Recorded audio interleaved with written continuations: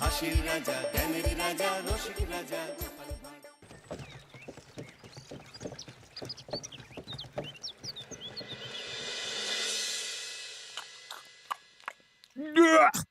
আরে বাবা, কি বিশ্রী রান্না হয়েছে! তরকারিতে কি কোনো জিরে বাটা, আদা বাটা কিছুই দেয়নি নাকি? কই গো রাধুনী ঠাকুর, কোথায় গেলে? এদিকে এসো। বলুন রানীমা। বলছি, তুমি তো রাজবাড়িতে দীর্ঘদিন ধরেই রান্না করছো, কিন্তু ইদানিং তোমার রান্না এত বেস্বাদ লাগছে কেন? সে তো আমি বলতে পারবো না, আমি তো আগের মতনই রান্না করি। ছোট মুখে বড় কথা বলছি, আমি কিছু বলতে চাই রানীমা। এই, তুই আবার পাকামো করতে এসছিস কেন রে? তোকে কি রানীমা ডেকেছেন নাকি? আহ, কি বলতে চাইছে শুনেই দেখি না, বলো। রানীমা, এখন আর রাধুনী ঠাকুর আগের মতো যত্ন নিয়ে রান্না করেন না। রান্নাঘরে পড়ে পড়ে ঘুমোয় আর তাড়াহুড়ো করে কোনো রকমে রান্না করে দেন। একদম বাজে কথা বলবি না। বাজে কথা না রানীমা, শিলনোড়ায় বাটতে ওনার কষ্ট হবে বলে আজকাল রাধুনী ঠাকুর শুধু জিরে ফোড়ন দিয়ে রান্না করেন। এত বেতন দিয়ে তোমাকে রাখা হয় কি এই ফাঁকিবাজির জন্যে? কি মানে ভুল হয়ে গেছে। এর যদি এই ভুল করার ইচ্ছে হয় তাহলে তল্পি তল্পা গুটিয়ে বাড়ি গিয়ে ভুল করো, মনে থাকবে? মনে থাকবে মহারাজ। কি হচ্ছে বলো তো রানী? সকালে বাগানে পায়চারি করছিলাম, দেখি মালি একটা গাছেও জল দেয়নি। এই গরমে জল না পেলে যে গাছপালাগুলো মরে যাবে। সবাইকে এবার মনে হচ্ছে বলে বলে কাজ করাতে হবে।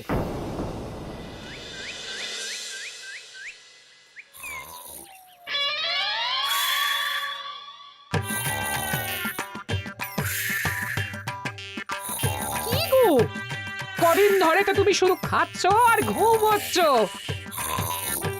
বাজার দোকান কিছুই নেই গো, রাজসভাতেও যাও না। কি যে করি। কি গো দিদা, দাদু আজও ঘুমোচ্ছে? কি বলবো বলতো? আমরা কিছু একটা ব্যবস্থা করছি, দাঁড়াও।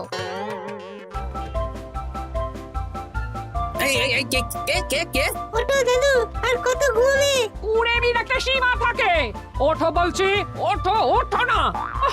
আমি বুঝতে পারছি বাড়ির কাজ, বাজার দোকান এসব না করার জন্য তুমি পড়ে পড়ে ঘুমোচ্ছ। দাদু কাজে ফাঁকি দিচ্ছে দিদা। দে পুটি, আরে সরসরি দে দে।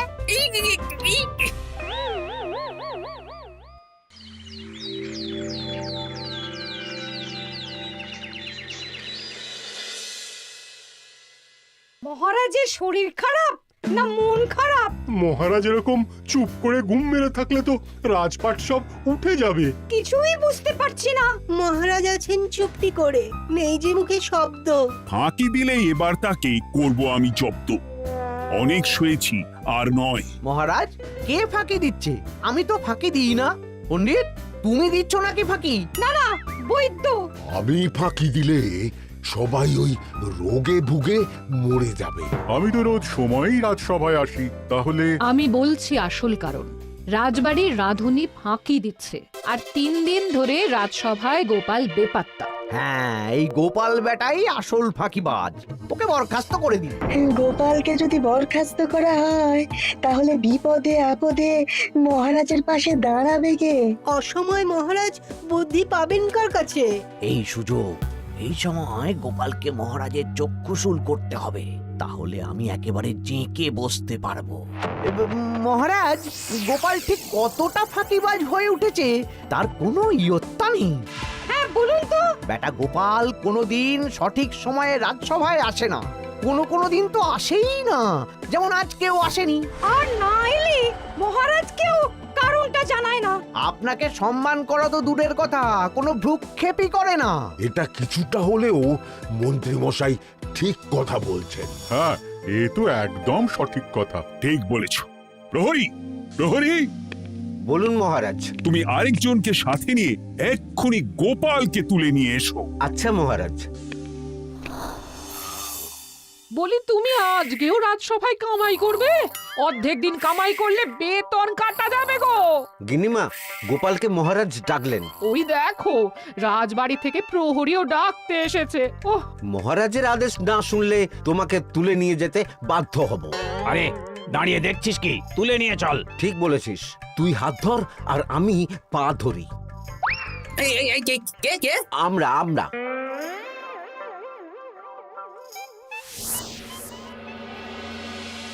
এসব কি গোপাল?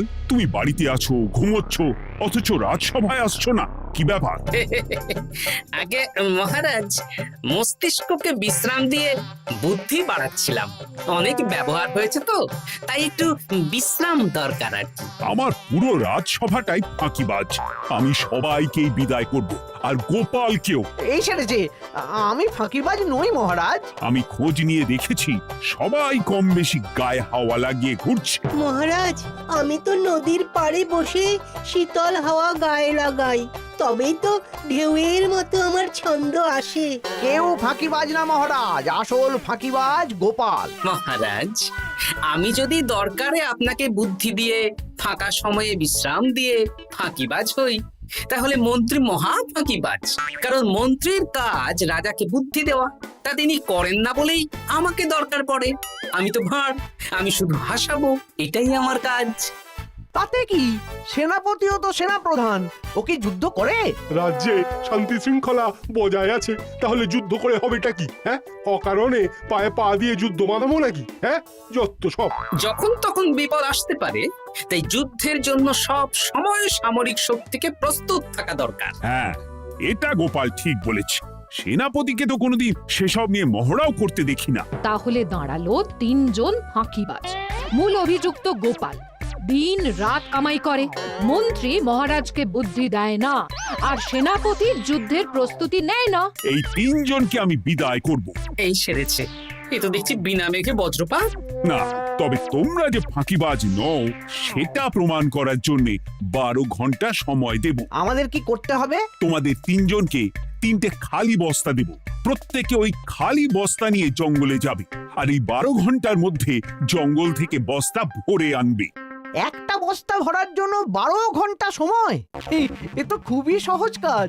সহজ কঠিন জানি না, যে ফাঁকি দিয়ে ফাঁকা বস্তা জমা দেবে বা কিছুটা ভর্তি কিছুটা খালি আনবে, সে সাজা পাবে। আচ্ছা মহারাজ, আমি বস্তায় কি নিয়ে আসবো সেটা কি আপনি দেখবেন? তা দেখবো না, কিন্তু বস্তা ভরে আনতে হবে। আর যা বস্তায় ভরে আনবে তাই নিয়ে সবাই বাড়ি ফিরে যেতে পারবে। তার মানে বস্তাতে যা থাকবে সব বস্তার মালিকই পাবে। একদম তাই। বুঝে গেছি, ভিতরে কোনো গভীর পরিকল্পনা আছে।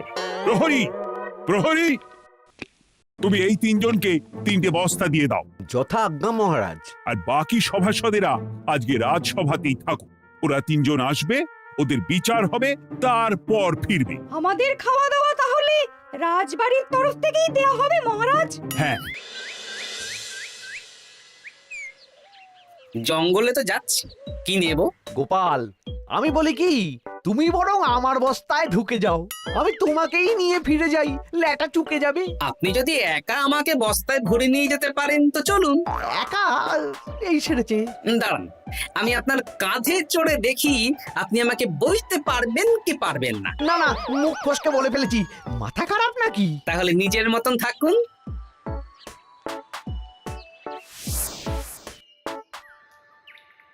এমন কি বা আছে এই জঙ্গলে?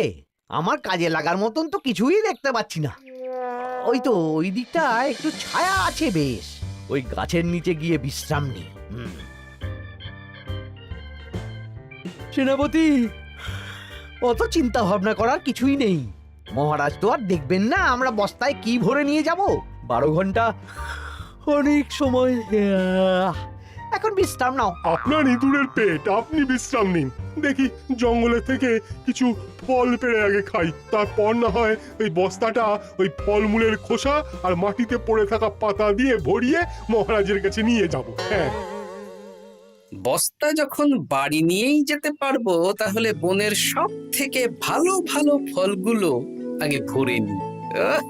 গিন্নিকে এবার বলবো, বাজার আনি না তো কি হয়েছে, দেখো কত ফল এনেছি। যাই, এর থেকে কিছু মহারাজকে ভেট দেব, মহারাজ বেশ খুশি হবেন।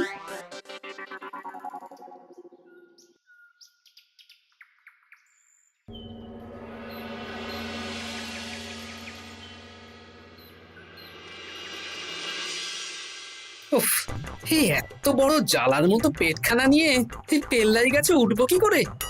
দূর দূর, আশেপাশে ঢিল পাথরও দেখতে পাচ্ছি না। এই বুড়ো বয়সে হাড়গোড় ভাঙলে সে এক খারাপ ব্যাপার হবে। আরে দূরে ওদিক থেকে আওয়াজ পাওয়া যাচ্ছে, তার মানে এই বনে কেউ এসেছে। ভাই মদন, এই গাছটা ঝড়ে ভেঙে অনেক দিন পড়েছিল, এটা তো নেবই। তুই ওদিকে দেখ, কত মোটা একটা সেগুন গাছ রে। ওই গাছটা নিয়ে গেলে আমরা 1 বছর বসে খেতে পারবো। তাহলে আর দেরি কেন, হাত লাগা। আরে আরে আরে করো কি, এগুলো সব আমাদের মহারাজ কৃষ্ণচন্দ্রের পছন্দের গাছ। ভুলেও এই গাছ কেটে নিয়ে যাওয়ার ভাবনা চিন্তা করো না। আর ওই সেগুন গাছটা তো মহারাজের সবচেয়ে প্রিয়। আরে মহারাজ কি করে জানবে শুনি, এই বনে তো তিনি ভুল করেও আসেন না। এই যে আমি আসি, আমি মহারাজের দূত। তোমরা যদি ভুল করে ওই সেগুন গাছে হাত দাও, তাহলে কিন্তু তোমাদের গর্দান যাবে। এই সেরেছে, কিন্তু আমরা তো কাঠুরিয়া, কাঠ ছাড়া পেট চালাবো কি করে? সে তোমাদের ব্যবস্থা তোমরা করো, অন্য অনেক কাজ আছে। এই সামনের গাছটা মরে পড়ে আছে, এটার কাঠ আমরা নিয়ে যেতে পারবো তো? তা পারবে, এতে অত চিন্তার ব্যাপার নেই। গোপাল আছে যখন, তখন এই রাজ্যের কেউ মুশকিলে থাকবেই না। শুধু তোমাদের একটা কাজ করতে হবে। কি কাজ? এই নাও বস্তা। আমার জন্য এই জঙ্গল থেকে টাটকা বিভিন্ন ফল পেড়ে এই বস্তা ভরে দাও, তাহলে মহারাজকে আর তোমাদের কথা বলবো না, বুঝলে? আর তোমাদের যাতে রাজবাড়িতে কোনো কাজ হয় সেই নিয়ে মহারাজের কাছে সুপারিশও করব, কেমন? বেশ বেশ, তুমি তাহলে এখন এখানে বিশ্রাম করো, আমরা তোমার বস্তা ভরে ফল নিয়ে আসছি। ঠিক আছে, আমি তোমাদের কুঠার পাহারা দিচ্ছি, তোমরা ভালো তরতাজা ফল বস্তায় ভরে নিয়ে এসো।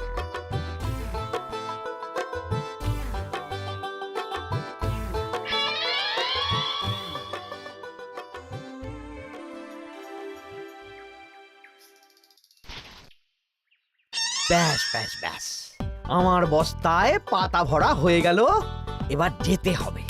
আমারও বস্তা ভরা হয়ে গেছে মন্ত্রী মশাই।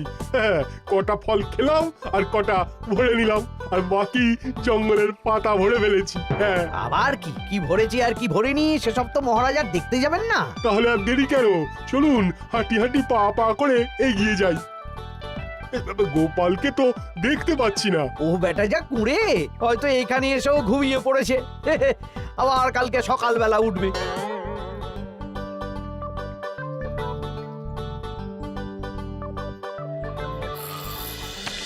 এই যে ভাইয়া, এই যে। হ্যাঁ, কে কে? আমরা। ও বলো, বস্তা ভরে এনেছো? হ্যাঁ, ভরে এনেছি। তাহলে চলো রাজসভায় যাই, তোমাদের একেবারে মহারাজের সাথে পরিচয়ও করিয়ে দেবো, আর কাজের ব্যাপারেও বলবো। চলুন, চলো চলো চলো।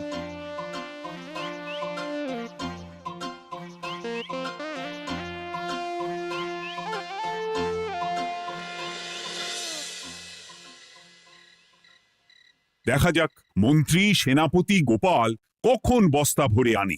এই তো চলে এসেছি, বিশ্রাম নিলাম, বস্তাও ভরে ফেললাম। এই দেখুন মহারাজ, আমিও বস্তা ভরে এনেছি। বাহ, তোমাদের বস্তা দেখে তো মনে হচ্ছে খুব হালকা। হ্যাঁ, আপনি যখন আমাদের বস্তা ভরে কি এনেছি সেটা দেখবেন না, তখন অত খাটাখাটনি করে কি লাভ মহারাজ? কিন্তু গোপালের এখনো অবধি দেখা নেই, ও কি সোনা গয়না ভরে আনছে? গোপাল যা কুঁড়ে আর ঘুমকাতুরে, হয়তো জঙ্গলেও ঘুমিয়েই পড়েছে। মহারাজ, আপনি একটা কাজ করুন, আমাকে আর মন্ত্রী মশাইকে যুগ্মভাবে বিজয়ী ঘোষণা করে দিন, ব্যাস। এত তাড়া কিসের? বাবা বাবা বাবা বাবা, তোমরা তিনজনেই বস্তা ভরে এনেছো, আমি খুব খুশি। আমার কথা শুনে কাজ করেছো, তোমরা তিনজনেই বিজয়ী। এবার বাড়ি যাও, যাও। গোপাল কি করে বিজয়ী হয় মহারাজ? এই বস্তা ভরে নিয়ে আসাতেও তো ওর ফাঁকিবাজি ধরা পড়ছে। কিসের ফাঁকিবাজি? এই যে দুটো লোক তোমার হয়ে বস্তা বয়ে আনলো, সে তো মহারাজ সহ আমরা সবাই দেখতেই পেলাম। তা তো ঠিক, গোপাল নিজে হাতে বস্তা ভরে আনেনি। মহারাজ বস্তা ভরে আনতে বলেছেন, আমি এনেছি, এখানেই কথা শেষ। আমি কাকে দিয়ে বস্তা ভরালাম, কে আমাকে সাহায্য করলো, সেসব তো কোনো শর্ত আরোপ করা ছিল না। কিন্তু পরীক্ষাটা তো কে ফাঁকিবাজ সেটা প্রমাণ করার পরীক্ষা। এখানে তো তুমি ফাঁকি দিলে গোপাল। এটাও ঠিক কথা, তাহলে গোপালের শাস্তি পাওয়া উচিত। মহারাজ, আপনার শর্ত ছিল সেই ফাঁকিবাজ বলে প্রমাণিত হবে যে বস্তা খালি আনবে। এইখানে আপনি একটা ছোট্ট ভুল করেছেন মহারাজ। বস্তায় কি আছে সেটা দেখবেন না, আগেই বলে দিয়েছেন। তা তো বলেছি। আপনি নিশ্চয় জানেন পাঠশালায় কিছু ছাত্রছাত্রী থাকে যারা পড়ার বইয়ে মুখ গুজে বসে থাকলেও পড়ায় তাদের মন থাকে না, মাথাতেও পড়া ঢোকে না, তাই সেই পড়া তাদের কোনো কাজে লাগে না। কি পণ্ডিত মশাই, এদেরকেই তো বলে ফাঁকিবাজ। বিলক্ষণ, এরাই ফাঁকিবাজ। ধন্যবাদ।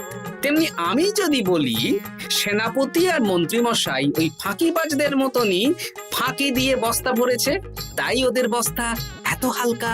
সে তো আমি বুঝতেই পারছি। কিন্তু আমার বস্তায় যা জিনিস ভরে এনেছি তা একার পক্ষে সংগ্রহ করা মুশকিল ছিল, তাই আমি দুজনের সহযোগিতা নিয়েছি। মহারাজ, আপনি কি বস্তা খুলে দেখবেন নাকি? না না, আমি খুলে দেখলে আমার কথার খেলাপ হবে। এবার তো দেখছি আবার তিনজনের পরীক্ষা নিতে হবে। হ্যাঁ, নইলে প্রকৃত ফাঁকিবাজ কে সেটা প্রমাণ হবে না। কিন্তু ফাঁকিবাজ ধরার উপায় কি? মহারাজ, আমরা বরং আমাদের বস্তা নিয়ে বাড়ি না গিয়ে একদিন কারাগারেই থাকি, আর তাতেই প্রমাণ হবে এই বস্তায় সত্যি কি আছে যা আমাদের নিজেদের কাজে লাগবে। এটা ভালো বুদ্ধি। মহারাজ তখনই কারাগার থেকে আমাদের মুক্ত করবেন যখন আমরা আর থাকতে না পেরে ডাক দেব, আর যে আগে বেরোতে চাইবে সে সব থেকে বড় ফাঁকিবাজ, মানে যে আগু পিছু না ভেবে কাজ করে। বেশ, তাহলে তাই হোক। মহারাজ, কারাগারে শুধু জল ছাড়া আর কিচ্ছু দেওয়া হবে না, কারণ বস্তায় তো আর জল থাকতে পারে না। না না, তা কি করে হয়? শুধু জল? হ্যাঁ, আমি তো লোককে দিয়ে বস্তা ভরিয়েছি। আপনারা নিজে কি এমন কাজের জিনিস ভরেছেন সেটাই প্রমাণ হবে। বেশ, তাহলে তোমরা কারাগারে যাও। প্রহরী, ব্যবস্থা করো। আর এই দুজন কাঠুরিয়া বেশ কর্মঠ মহারাজ, যদি কোনো রাজবাড়ির কাজ থাকে এদের দিয়ে করাতে পারেন। আমার বাগানের মালিটা খুব ফাঁকি দিচ্ছে, তাহলে ওদের সাথে কথা বলে নিচ্ছি। যাও যাও, তোমরা কারাগারে যাও।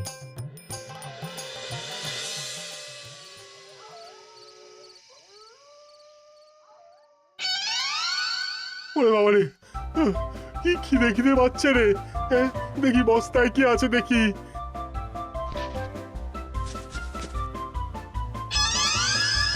দু একটা পচা ফল, দেখি দেখি একটু ভালো আছে। এটা একটু ভালো আছে, হ্যাঁ এটাই খাই, হ্যাঁ এটাই খাই।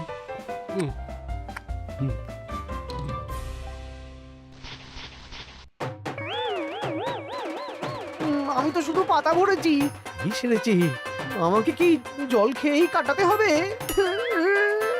এবার আমি দেখি। আহা, টাটকা ফল আর জল। আমার কাছে যা ফল আছে এগুলো খেয়ে আরাম করে 5-6 দিন কেটে যাবে। ও গোপাল, আমাকেও কটা ফল দাও না গো। ও গোপাল, আপনি এখান থেকে উঠুন, অন্য বাগানে ফুল হয়ে ফুটুন। ফল খাবেন? এখন কর্মফল ভোগ করুন। ওরে বাবা, জল খেয়ে আর কতক্ষণ কাটাবো?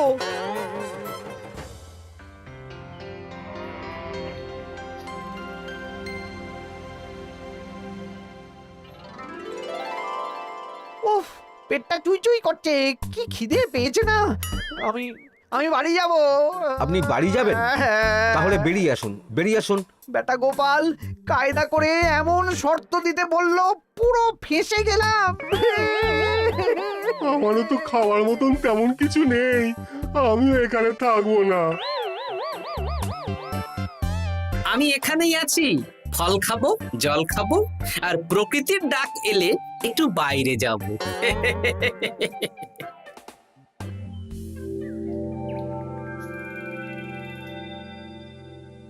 কি তোমরা কারাগারে এক রাতের বেশি তো থাকতেই পারলে না? কি আর করব বলুন মহারাজ, আমরা তো আর গোপালের মতন বস্তা ভরে টাটকা ফল নিয়ে আসিনি। বেটা গোপাল আমাদের দেখিয়ে দেখিয়ে ফল খাচ্ছিল, অতি আমাদের খিদে আরো বেড়ে যাচ্ছিল। তাহলে এরা দুজনে তো হার মেনে নিল। গোপাল কি করছে? গোপাল খাচ্ছে আর ঘুমোচ্ছে। ওকেও নিয়ে এসো। আচ্ছা মহারাজ। একই মহারাজ, আমার তো এখনো বাইরে আসার ইচ্ছে হয়নি। কি আর করা যাবে, ওরা হার মেনে নিয়েছে, তার মানে তুমি জয়ী হয়ে গেলে গোপাল। আমার বস্তায় ভরে অনেক ফল এনেছিলাম, এখনো অনেক আছে। আপনি তাহলে বাকি ফলগুলো নিয়ে নিন। তাহলে তো এটাই প্রমাণ হলো গোপাল কাজের সময় ফাঁকিবাজি দেয় না, শুধু বুদ্ধি বাড়ানোর জন্য একটু বেশি ঘুমোয়। এই নাও গোপাল, তোমার উপহার। মহারাজ, আমি সময়ের কাজ সময়ে করি আর বাকি সময় একটু ঘুমাই। আমার এখন ঘুম দরকার মহারাজ, কাল থেকে অনেক ধকল গেল যে। বেশ, তোমাকে ঘুমানোর জন্য 1 সপ্তাহ ছুটি দেওয়া হলো। ধন্যবাদ মহারাজ। কি সেনাপতি আর মন্ত্রী মশাই, এবার বুঝলেন তো ফাঁকি দিলেই ফাঁকে পড়তে হয়, তাই কাজ করলে ভেবে চিন্তে করুন। চলি, খুব ঘুম পাচ্ছে।